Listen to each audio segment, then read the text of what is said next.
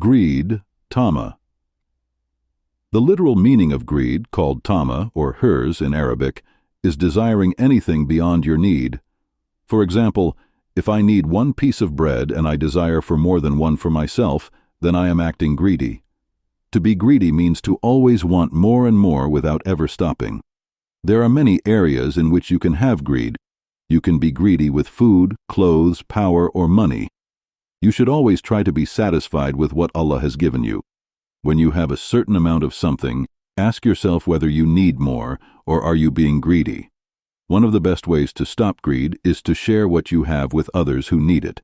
Greed, on most occasions, is bad because it means that you are not satisfied with what you have.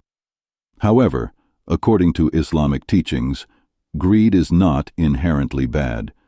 Greed is a natural desire that, when misused, becomes bad. Only greed for worldly and material things is restricted in Islam because it would indicate that the goal of the person is this world and they have no connection for the life hereafter. For example, a person who is greedy to eat more than required, a person who's greedy for more clothes than he needs and spends extravagantly due to his greed, should be condemned. Islam emphasizes the spiritual and higher goals of achieving divine pleasure.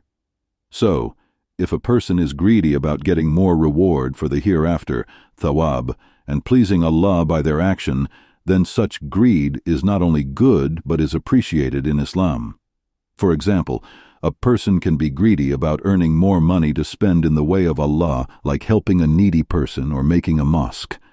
Another occasion where being greedy is good is when you are greedy for knowledge, since seeking knowledge is greatly encouraged in Islam. The Holy Prophet, peace be upon him, has said, "Two greedy persons are never satisfied, those greedy for acquiring knowledge and those greedy for accumulating wealth."